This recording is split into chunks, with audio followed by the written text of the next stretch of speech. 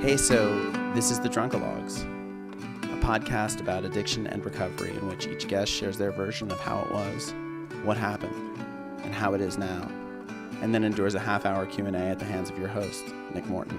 My next guest is an old friend from college who is, in my mind, Hollywood royalty, though I know he would take exception to that. Our paths have crossed now and again here in Los Angeles as he has worked on SNL, in talent management, in movies, television, and music. But I've never really sat down with him and tried to understand what has actually been going on all these years. Until now, won't you please welcome Jed Weitzman.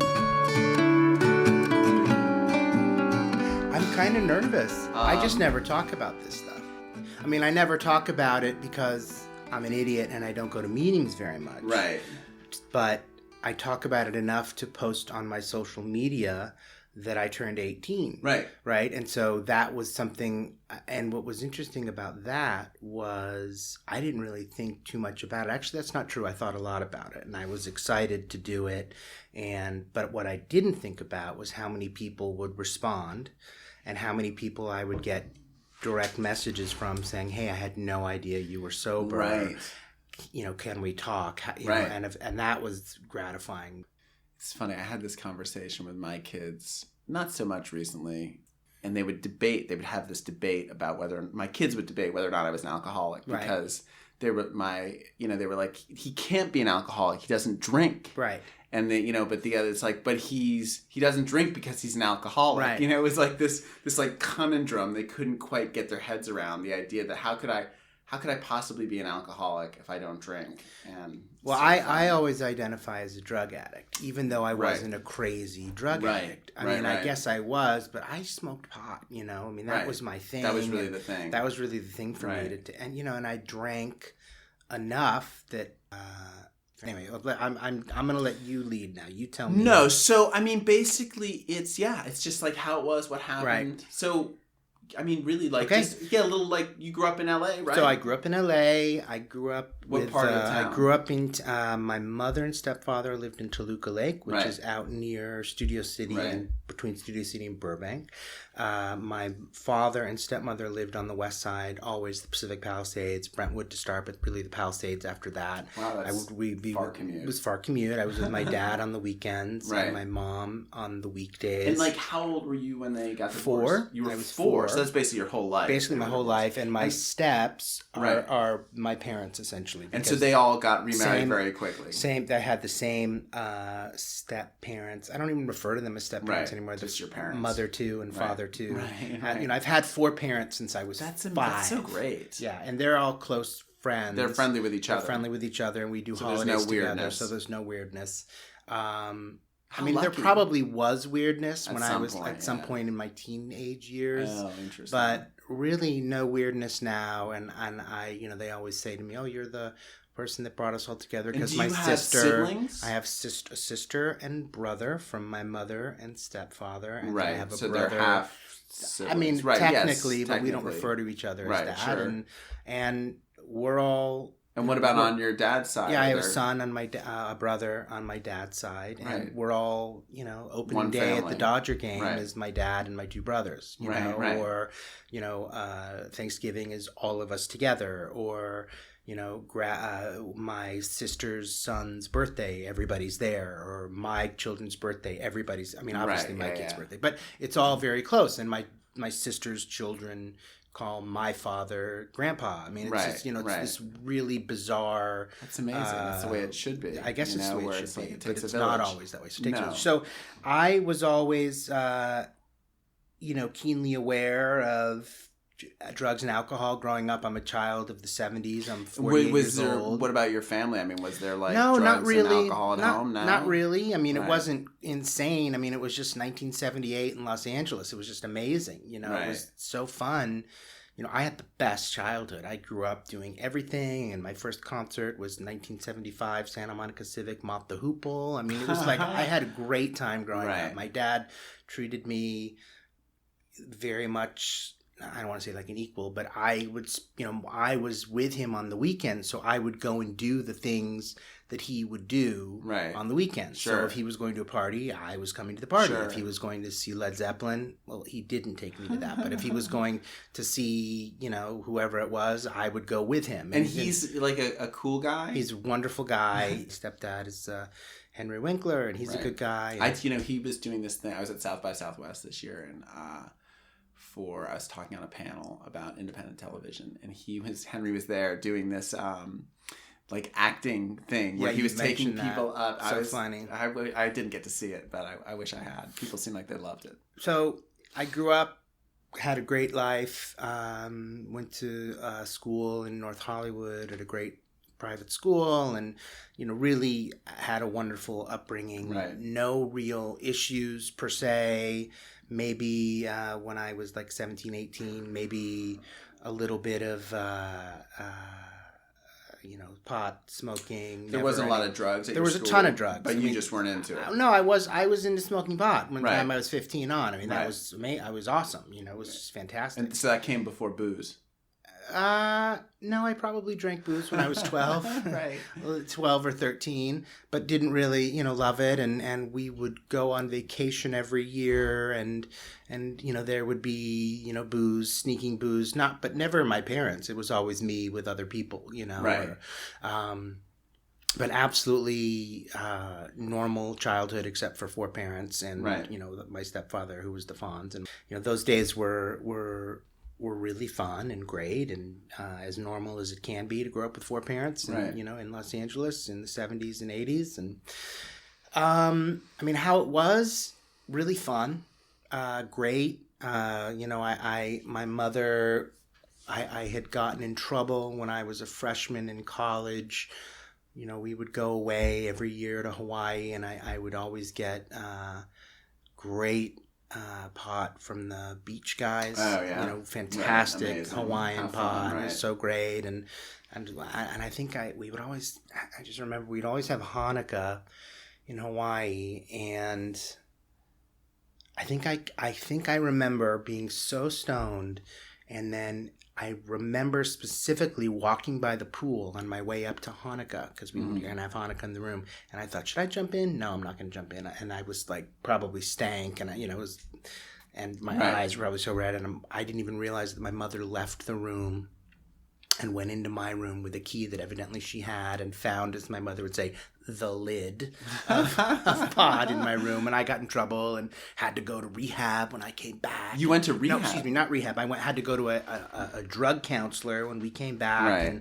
And I remember doing that. And how was that? Was that interesting? It was horrible. I was 18 years old. Yeah, you're like, what am I doing here? Right, what am I doing? Like, it's just pot. And so it was kind of a drag. But I remember, I always was a music guy and always really into music. I always played music, and I was always a guitar player, and was always in bands, and I always loved doing that. And I remember that I went to, I'm not going to break anonymity here, I went to a meeting with a guy who was a musician, and at this meeting were a lot of other musicians. This is when you were 18? When I was 18. Right. Just to sort of see, Christmas break. It was Christmas break. It was Christmas break. Maybe you'll respond to this? It was Christmas break. Yeah.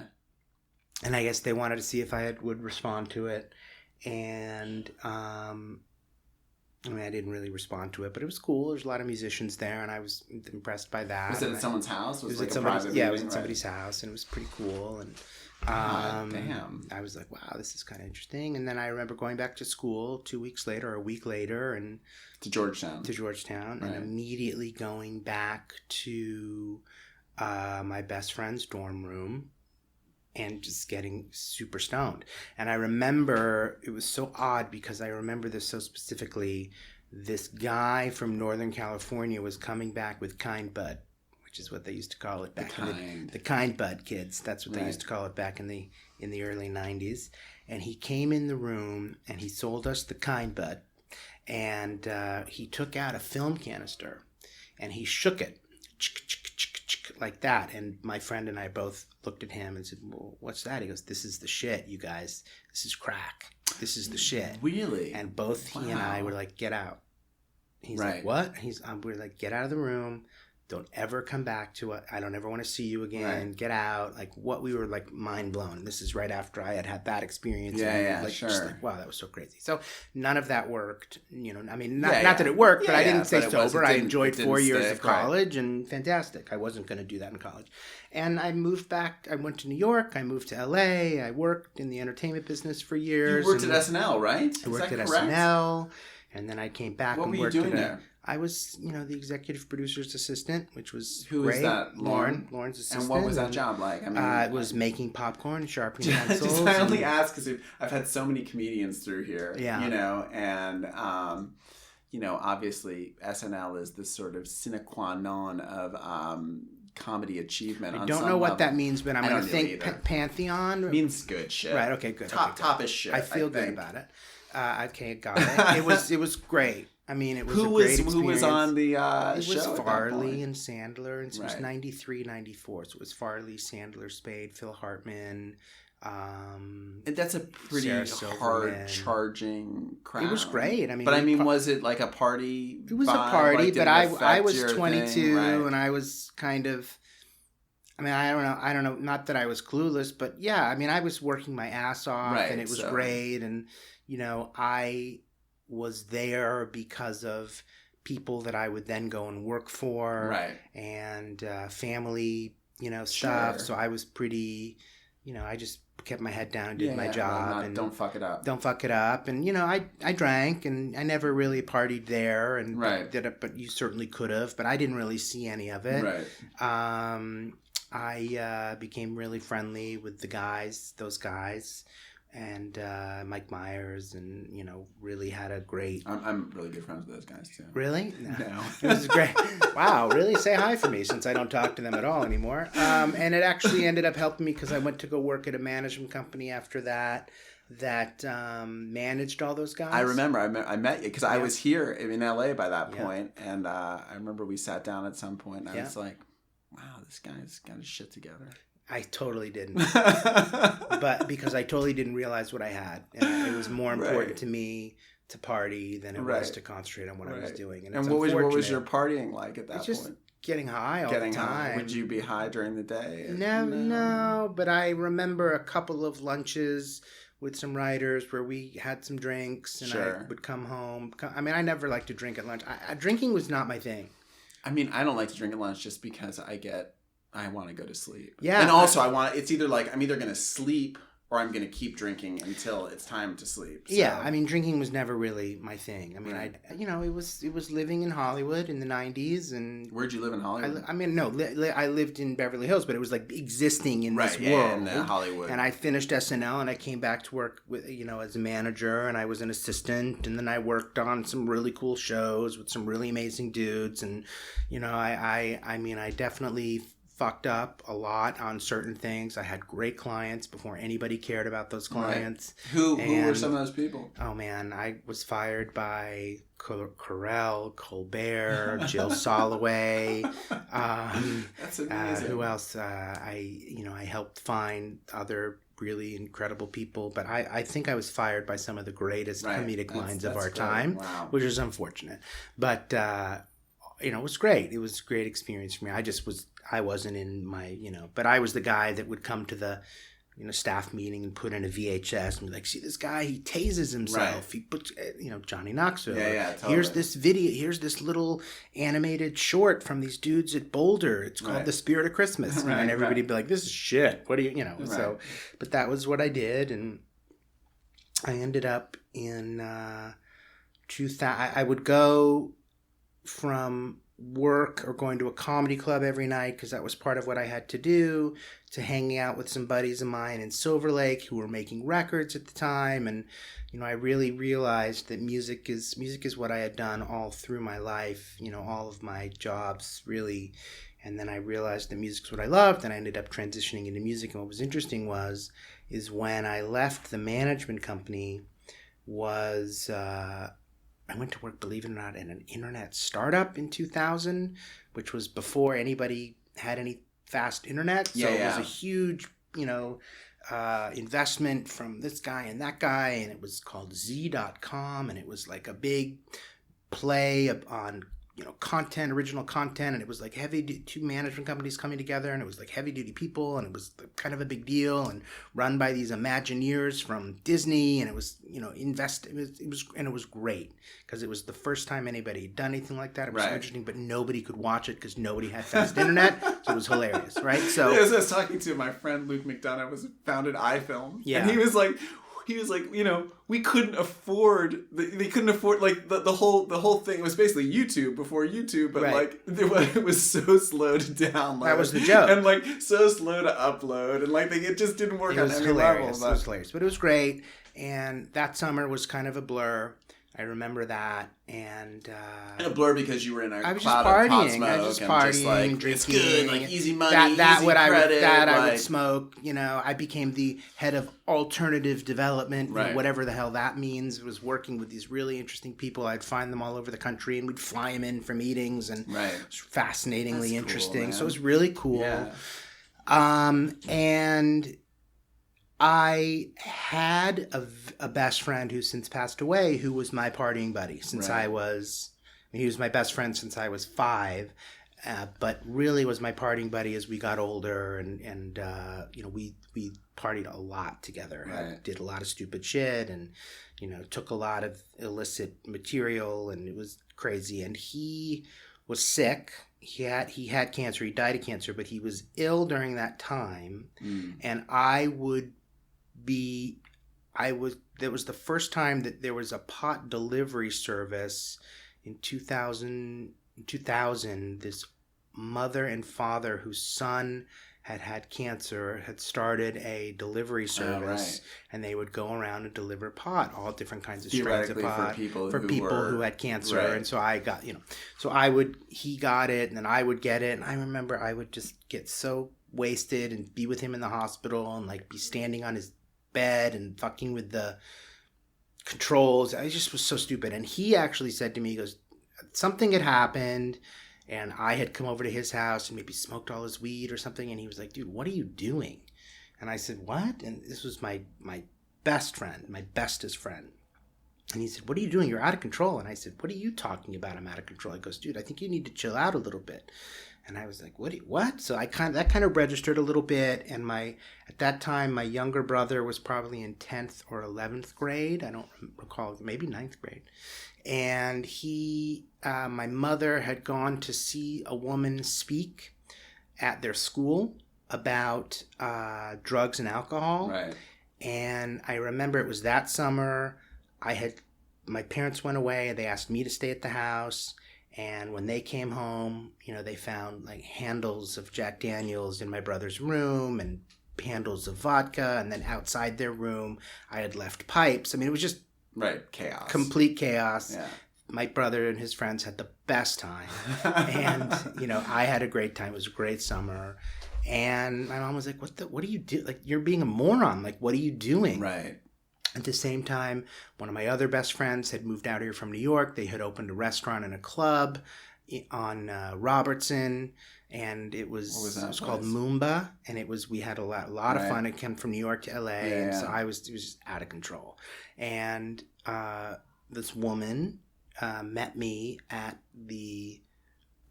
I don't know, maybe what is now the Coral Tree Cafe, or maybe it was, or somewhere on San Vicente on a Wednesday in 2001. It must have been August 6th, 2001. And this is your mother arranged this? My mother arranged this, August 6th, 2001. And it was a Wednesday, I believe. Somebody's looked that up if you want. And she was, we went through my using and this and that and all this stuff. And she said, I think you should go to an AA meeting. And I said, You're ridiculous. I said, I don't need to go to an AA meeting. That's the dumbest thing I've ever heard. I said, I'll just stop and see what it's like. And she goes, okay, you can do that. But, why don't you go to an AA meeting? And I said, listen, I appreciate what you're saying. There's no way I'm going to a fucking AA meeting with all those goddamn losers. There's just no way. And she said, listen, I think you should go. There's one up on University, or I don't remember, up off of Sunset. I know that. You know that meeting on a Wednesday. I mean, I only know it because I was giving my boss a ride home the other night, and there were a bunch of That's the one. Sad-looking dudes. That's the walking one on. That's into the a one. place. That's the one on And the he's like, south side. Yeah. That's the one where. That's the. I forget what the name of. It's like up on Saltaire. And that's the one where they wear suits and jackets. To that one, I was across the street at the church. That's the synagogue, the one at the church. That was like a Clancy meeting or something. And Interesting. Anyway, Right. So I didn't know what I was doing. So I went to this meeting, and I sat there, and it started, and. Everybody who shared how they felt, and I quickly realized that they all felt like, or I felt like they did, which was super weird. And I thought, this is weird. Crazy. And I was like, this is super weird. And I thought, well, that's odd. And I left, and I thought, well, you know what? Fuck it. I'll do this for 30 days and whatever. Did you share at that meeting? I don't remember. Yeah, right. I don't remember. Maybe I did. Right. I probably did because I was a really good sharer for a long time.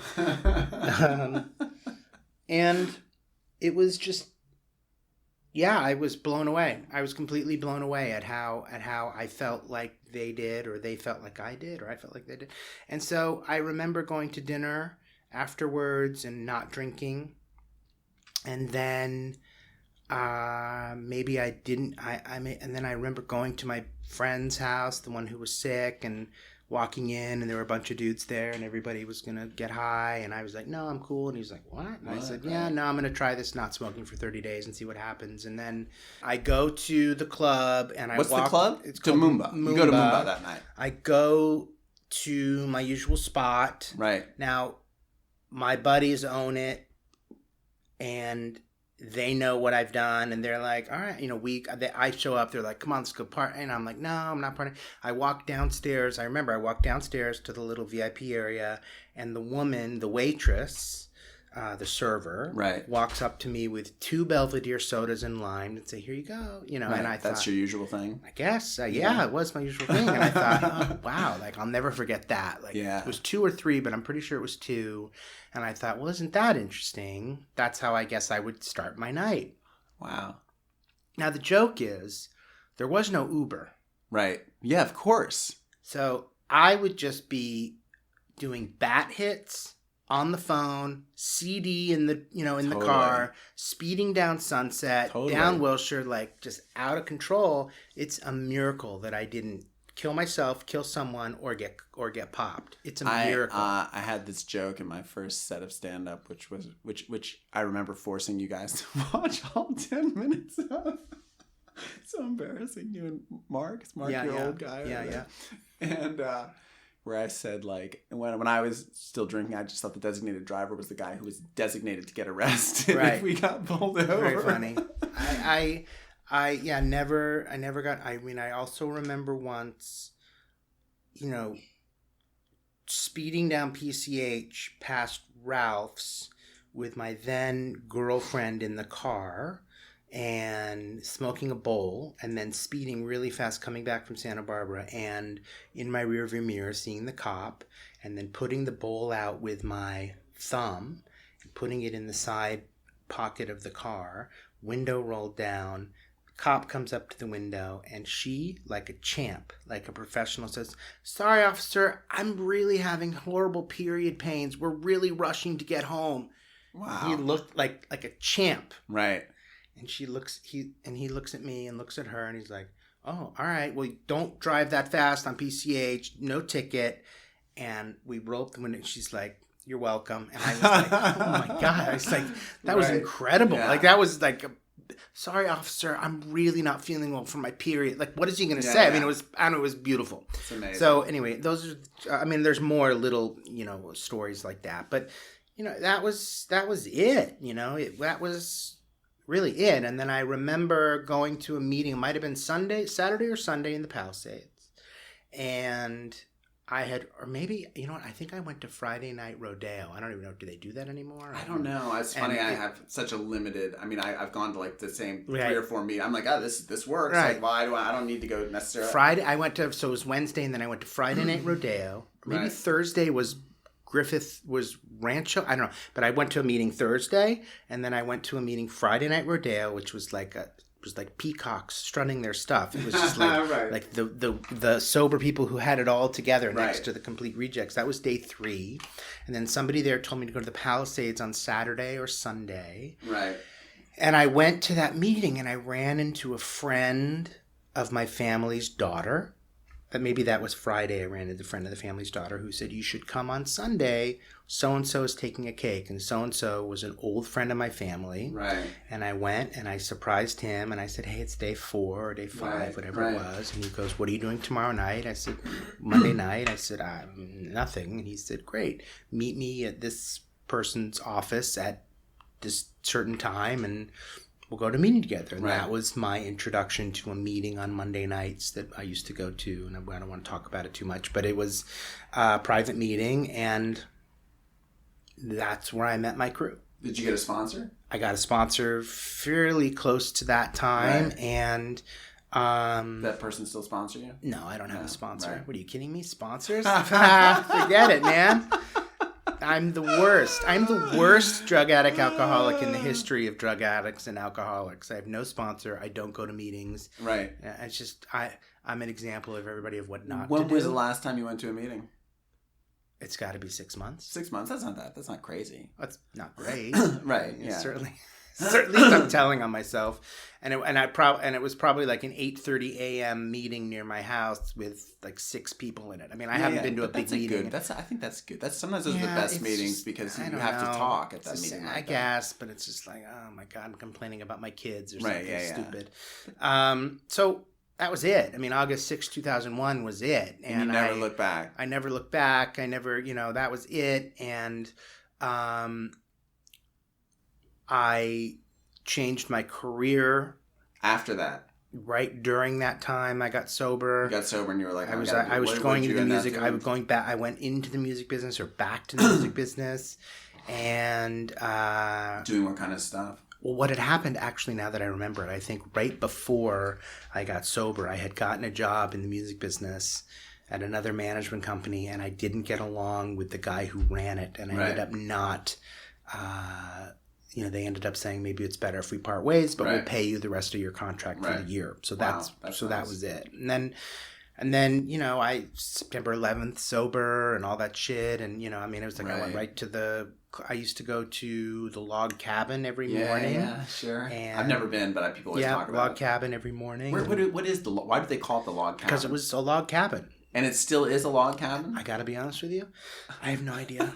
I'm sure it is. I believe I feel like there's- before things haven't change radically been- for me, I have to go to the log cabin. I It's like have an not early morning been- meeting. It it's an seems early like the morning place meeting. where like everyone, when they first get sober, they go to the where they go. log cabin. I have not been in 15 years, Right. 12 years maybe. I haven't Yeah. been, because I ended up moving to New York and met my wife and, Did you move to New York for work, or was that I went to New York for a business meeting and got set up on a blind date. Wow. And I never left. And there was a lot of the stuff that I got to do in sobriety was all the stuff that I had romanticized using, Right. like spending time in the UK and Ireland. And, I never had a Guinness in Ireland. Right. Like, But what a bummer. You went I there would have sober. loved Well, that, how'd you right? end up in the UK? Because I had worked with a musician and I ended, he lived in the UK, and so I would go spend extended periods of time, or, Right. I lived in Rome for 9 months and made Right. a record there, and none of the,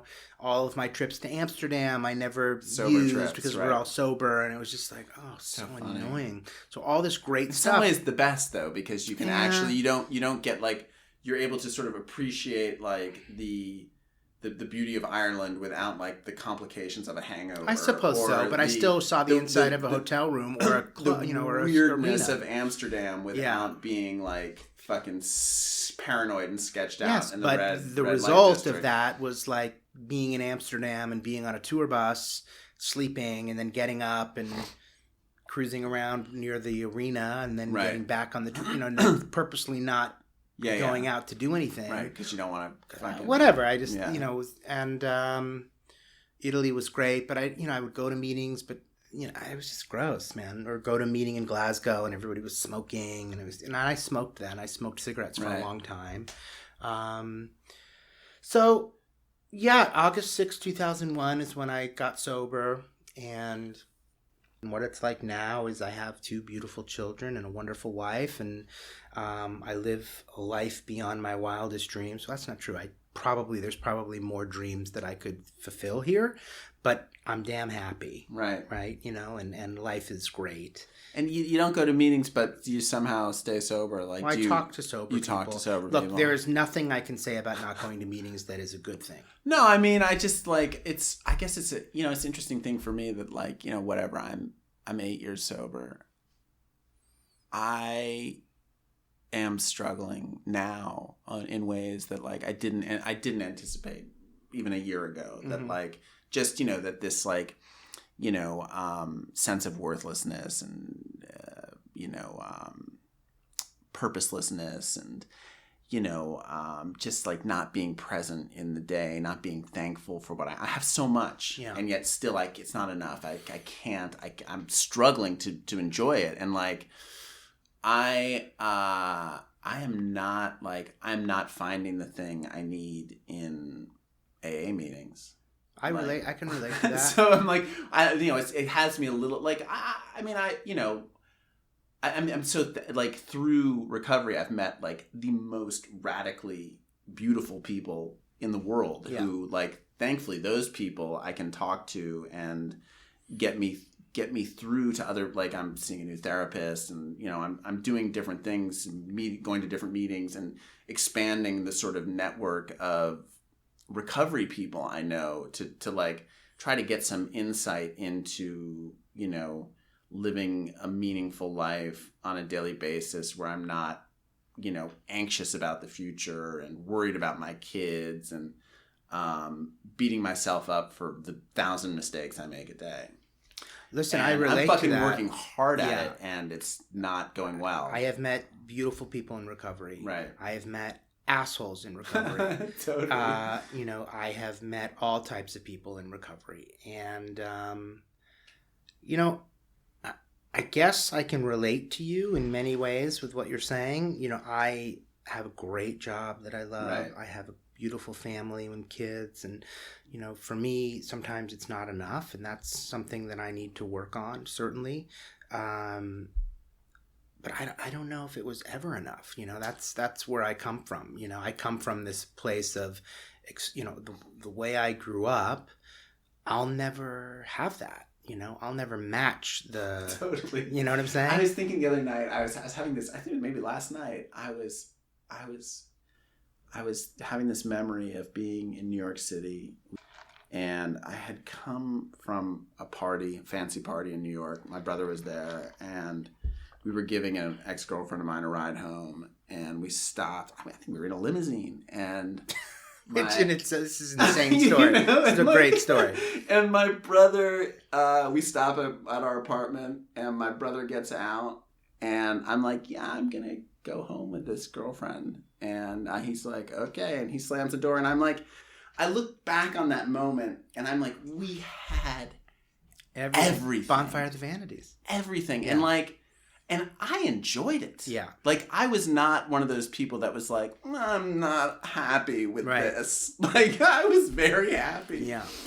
And, like, I don't, like, by the same token, I recognize that, like, that's a time in my life. I was 18, 19 years old. I was enjoying, for the most part, like, my addiction was more fun than trouble at that point.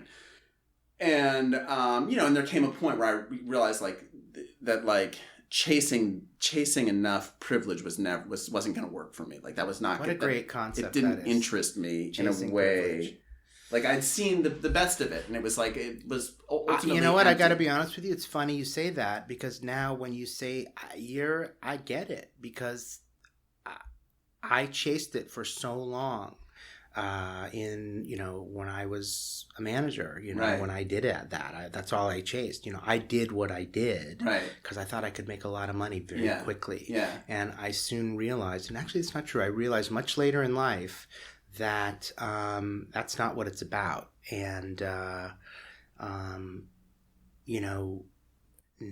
if I were to go back and did what I did then now, I'd be so great at it. Right, I know that. You'd be less. I'd be less involved in the outcome. You'd be more and all the bullshit involved in like just doing the job well. Yeah.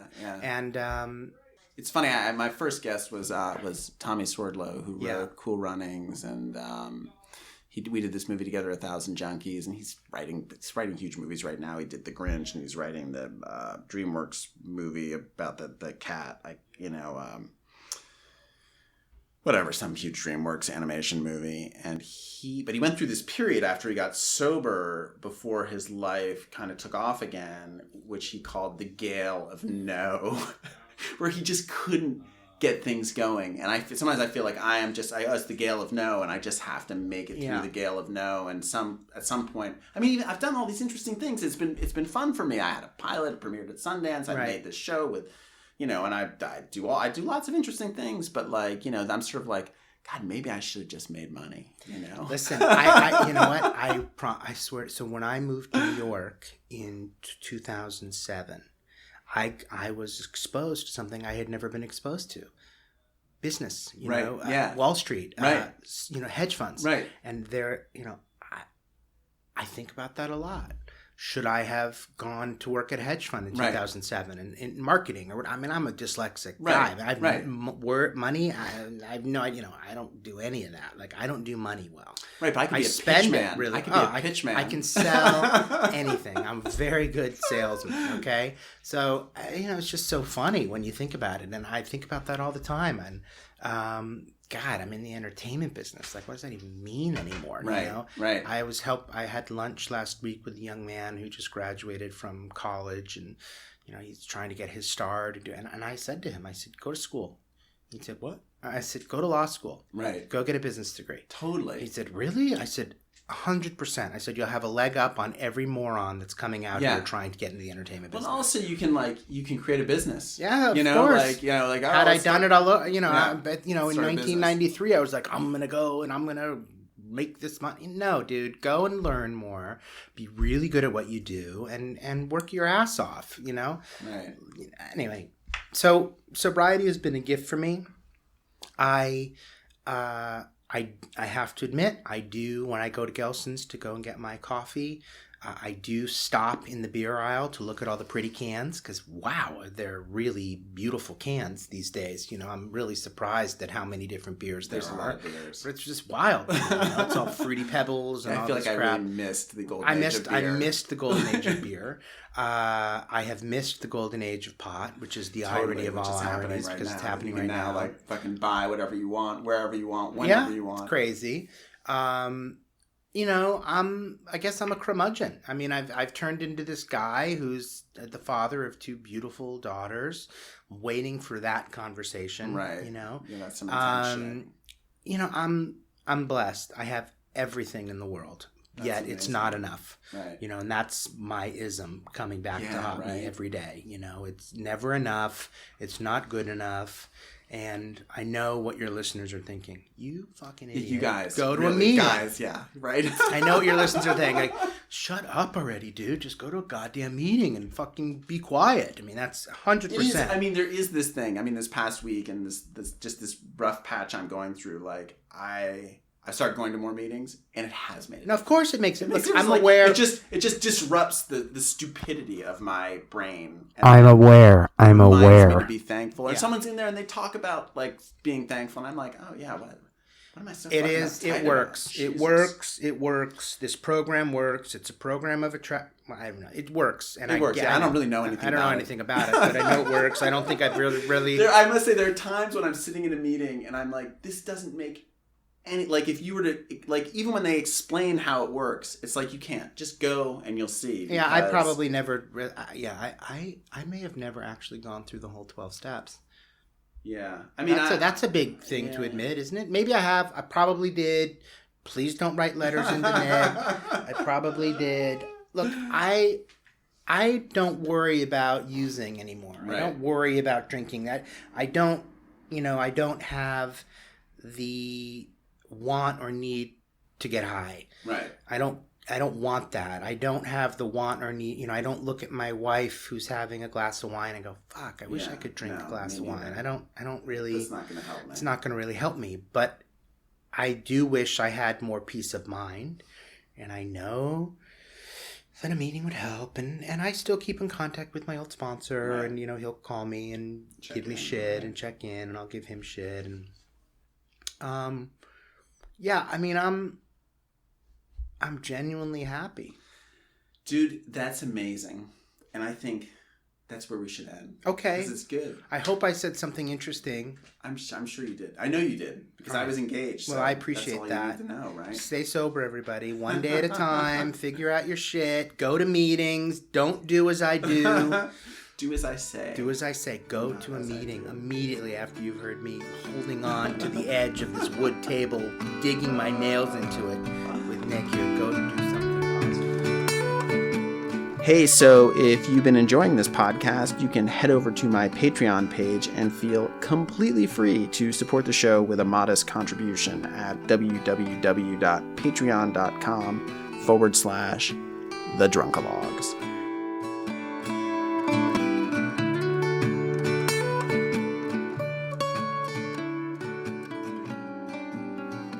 Drunkalogs cover art is designed and created by John DeManil, and the Drunkalogs theme song is composed and performed by Stephen Stout. I am Nick Morton.